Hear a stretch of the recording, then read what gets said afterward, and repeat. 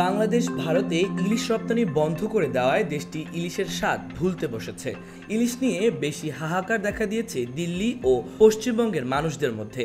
সেখানে নাকি ইলিশ বিক্রি হচ্ছে সোনার দামে। বাংলাদেশের জাতীয় মাছটি এখন আর গরিব মধ্যবিত্তদের তালিকায় নেই। 1 কেজি ইলিশ কিনতে গুনতে হচ্ছে 3000 রুপি, যা বাংলাদেশি টাকায় 4000 টাকা, আর এক টুকরো ইলিশ বিক্রি হচ্ছে 700 রুপিতে। কলকাতা ও দিল্লির ইলিশের বাজার নিয়ে এমনই এক প্রতিবেদন প্রকাশ করেছে ভারতীয় সংবাদ মাধ্যম টাইমস অফ ইন্ডিয়া। দিল্লির সিআর পার্ক মার্কেটের একজন মাছ ব্যবসায়ী জানিয়েছেন, তিনি সহ অনেকে অবৈধভাবে ইলিশ সংগ্রহ করেছেন এবং এর কেজি বিক্রি করছেন 3000 রুপিতে। একই কথা বলেছেন কলকাতার বিখ্যাত গড়িহাট মার্কেটের পাইকারি অপর এক মাছ ব্যবসায়ী। তিনি জানালেন, বাজারে 1 কেজি ইলিশ বিক্রি হচ্ছে 2000 রুপিতে। অবশ্য সব ইলিশ ওজনে কমপক্ষে 1.5 কেজি। ওই ব্যবসায়ী জানান, বাংলাদেশে ইলিশ রপ্তানিতে নিষেধাজ্ঞা দেওয়ার আগে কলকাতা ও দিল্লিতে এই মাছের কেজি 1200 থেকে 1500 রুপিতে বিক্রি হয়েছে বলে তিনি জানান।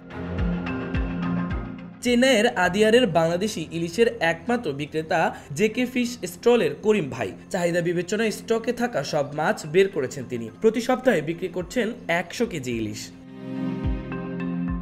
ইলিশের দাম প্রতি কেজি 1600 থেকে বাড়িয়ে 2000 রুপি করার কথা উল্লেখ করে করিম বলেছেন, দুর্গাপূজার উৎসব শেষ হলে 1 মাস পর দাম কমে যাবে।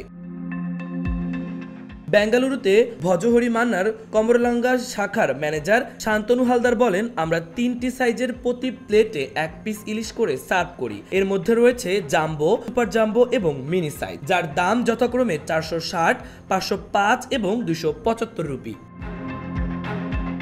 প্রতি বছর দুর্গাপূজার সময় সাবেক প্রধানমন্ত্রী শেখ হাসিনা 4000 টন ইলিশ ভারতে পাঠাতেন। তার সেই উদ্যোগের সমালোচনা থাকলেও আওয়ামী লীগ সরকারের ভয়ে কেউ মুখ খুলছিল না। বর্তমান অন্তর্বর্তীকালীন সরকার ভারতে এবার ইলিশ রপ্তানি বন্ধ করে দিয়েছেন। এ বিষয়ে মৎস্য ও প্রাণী সম্পদ উপদেষ্টা ফরিদা আক্তার বলেছেন, ভারতে মাছ পাঠানোর কোনো প্রয়োজনীয়তা ছিল না। ভারতের সঙ্গে ভালো সম্পর্কের কথা বলে তার মাছ পাঠানো ঠিক হয়নি। সাবেক প্রধানমন্ত্রী বাংলাদেশের মানুষের প্রয়োজনীয়তাকে উপেক্ষা করেছেন।